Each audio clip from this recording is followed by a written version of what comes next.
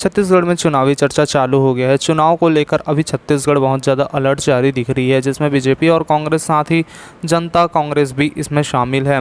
तो ये चुनाव 2 चरणों में रखा गया है, जो कि पहला रखा गया है 7 तारीख को, 7 नवंबर 2023 को पहला चरण रखा गया है। दूसरा चरण 17 नवंबर 2023 को रखा गया है। वहीं आप देख सकते हैं कि 9 अक्टूबर 2023 12 बजे से आचार संहिता भी लागू कर दिया गया है। इसी बीच बीजेपी ने अपनी 64 सीटों को लेकर दावा एवं उनका लिस्ट जारी कर दिया गया है, जो कि 64 लोगों का टिकट बनाकर सामने लिस्ट दे दिया गया है। वहीं आप देख सकते हैं कि अभी हाल ही में छत्तीसगढ़ में बीजेपी की सुझाव पेटी में आम लोगों की राय से घोषणा पत्र बनाने की तैयारी करने का फैसला भी लिया था।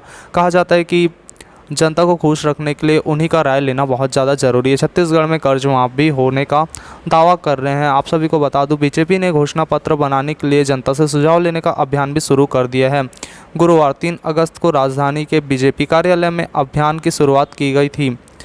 आम जन सुझाव पत्र में पेटी बनाई गई है, जिसमें लोग अपनी तरफ बीजेपी घोषणा पत्र के वायदे चाहते हैं बताएंगे। घोषणा पत्र समिति के अध्यक्ष विजय बघेल ने कहा कि प्रदेश में जनता को अगर खुश देखना है तो उनके वादे एवं योजनाओं जनता के हिसाब से होनी चाहिए। बीजेपी ने घोषणा पत्र के लिए जनता के नेता सुझाव पेटी पर लेकर घर घर जाएंगे। वहीं बीजेपी ने इसके लिए व्हाट्सएप नंबर और ईमेल एड्रेस भी जारी किया गया। प्रदेशवासी सीधे सुझाव घोषणा पत्र समिति तक पहुंचा सकें, इसके लिए उन्होंने व्हाट्सएप नंबर भी बना के रखा हुआ था।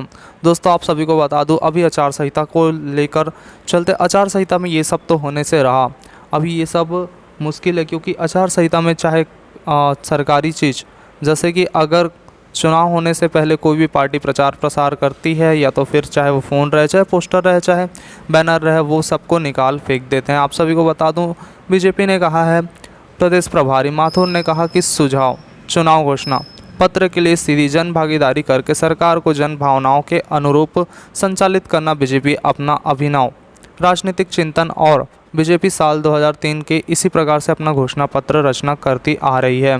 माथुर ने कहा, घोषणा पत्र को जन भावनाओं के अनुरूप छत्तीसगढ़ वासियों के मन की बात से अनुरूप बनाने के लिए प्रदेश बीजेपी घोषणा पत्र समिति के मार्गदर्शक में सभी जिलों और विधानसभा क्षेत्रों में कार्यकर्ता जनता के बीच जाएंगे।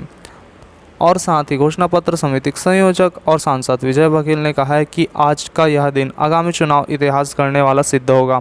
बीजेपी सबके साथ भी काम करके उनकी भावनाओं को घोषणा अनुरूप बनाना चाहती है। विजय बघेल ने कहा कि किसान भुइयां का भगवान है और बीजेपी इसे अपने अंतर्मन से स्वीकार करती है। किसानों ने उत्थान के लिए बीजेपी अपना काम शुरू करते आ रही है।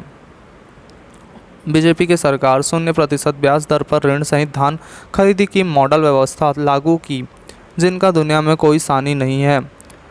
बघेल ने कहा कि किसानों के नाम पर सियासी जुल्में बाजी करने वाली प्रदेश सरकार किसानों को जितना नहीं दे रही है। केंद्र सरकार के प्रधानमंत्री के नेतृत्व में सरकार प्रदेश के किसानों को उससे 4 गुना ज़्यादा दे रही है। तो दोस्तों, घोषणा पत्र को लेकर हमारे सांसद विजय बघेल ने अपनी राय और अपना समीक्षा सामने रखा हुआ है। दोस्तों, आचार संहिता को लेकर चलते आचार संहिता में तो ये सब घोषणा पत्र शायद ही आ पाएगा, क्योंकि आचार संहिता में अभी ये सब बिल्कुल भी नहीं लगता। आपको आने वाले वीडियो में बताऊंगी कि आचार संहिता में क्या क्या चलता है और क्या क्या बंद रहता है।